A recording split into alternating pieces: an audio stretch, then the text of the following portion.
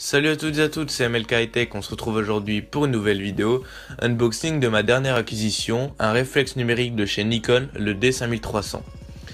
J'ai acheté cet appareil photo avec une carte SD Kingston de 32Go, c'était pas un kit, je l'ai acheté à part mais je l'ai reçu dans le même colis. C'est mon tout premier appareil photo réflexe numérique et je pense avoir fait le bon choix en termes de boîtier car j'avais un budget assez limité et j'ai quand même réussi à avoir un très bon appareil photo. Je suis encore débutant, donc je vous mettrai à la fin de vidéo les quelques photos dont je suis plutôt fier que j'ai fait depuis que j'ai cet appareil, donc depuis 2-3 jours.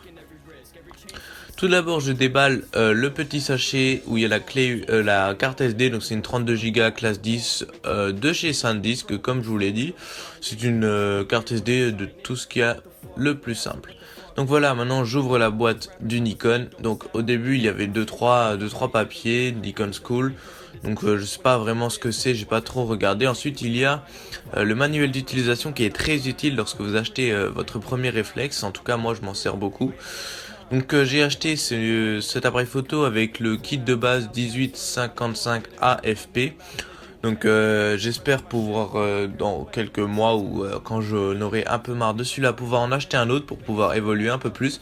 Mais pour l'instant j'apprends les rudiments de la photo, je regarde pas mal de tutos sur internet et je lis des tutos aussi sur internet pour essayer de m'améliorer dans le domaine de la photographie. Ça faisait longtemps que je voulais m'acheter un appareil photo et ça fait longtemps que je regardais comparatifs et j'hésitais longuement entre le 700D de chez Canon et le D5300 de chez Nikon, et ce qui m'a fait pencher c'est le Wi-Fi qui est intégré au Nikon, son GPS et le fait qu'il filme à 50 images par seconde en 1080p. Parce qu'en termes de qualité photo, sur tous les sites on me disait que le 700D et le D5300 se valaient et que la qualité photo était très similaire. Donc vous voyez qu'il a un petit écran orientable, ça peut être pratique pour les personnes qui font des vlogs ou tout simplement qui se filment en facecam. C'est mieux de se voir, d'avoir un aperçu de ce qu'on filme pendant qu'on filme. Donc pour l'instant j'ai principalement pris des photos car j'ai acheté cet appareil pour prendre des photos et pas vraiment pour prendre des vidéos. Et je vais essayer très bientôt de faire quelques vidéos et je vous sortirai peut-être une vidéo test qualité.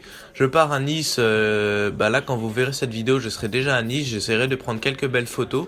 Il manque plus que je m'achète un trépied, donc si vous avez des conseils de trépied qui vont pour cet appareil photo, donc la seule chose que j'aimerais sur un trépied c'est qu'il soit très haut, enfin assez haut, je dirais au moins 1m50 de hauteur et moins de 100 €. Donc je regarde chez Manfrotto et on a aussi un autre qui m'attire pas mal. Donc là vous voyez l'emplacement où on peut glisser la carte SD. Donc moi je l'ai direct mise parce que on peut prendre 0 photo s'il n'y a aucune carte SD à l'intérieur, il n'y a pas une toute petite mémoire dans l'appareil photo. Vous voyez que c'est un appareil photo assez complexe. Lorsqu'on le prend en main pour la première fois et qu'on n'a jamais eu de réflexe en main, ça peut être un peu perturbant le nombre de boutons qu'il y a. Donc maintenant je commence légèrement à m'y faire, mais il y a vraiment pas mal de boutons. Donc cet appareil photo, il existe déjà le suivant, il existe le D5500 que j'hésitais beaucoup à l'acheter, donc c'est quasiment le même sauf qu'il est un peu plus léger, une meilleure prise en main et un écran tactile, mais bon, il est quand même en moyenne 130 € plus cher que celui-ci. Donc voilà, tant qu'on parle du prix, je vais vous dire le prix que j'ai payé cet appareil photo. Je l'ai payé 570 € sur Amazon, mais il y a possibilité de l'avoir un peu moins cher sur eBay, mais j'avais pas trop confiance et je préfère le service après-vente de Amazon et de eBay, donc pour un objet de ce prix là, j'ai préféré l'acheter sur Amazon et en plus grâce à la livraison premium, il m'a été livré en moins de 24 heures. Donc vous voyez là je navigue un peu dans l'appareil photo, je montre les différentes configurations qu'il est possible de faire, régler la mise au point automatique ou manuel.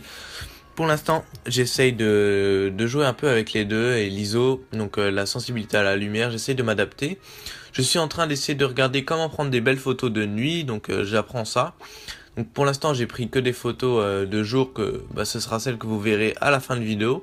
C'est des vidéos, c'est des photos très simples, je pense, qui vont pas vous impressionner si vous êtes déjà expert dans la photo, mais pour moi j'en suis assez fier. C'est des photos principalement de mes chats et du paysage que j'ai trouvé près de chez moi.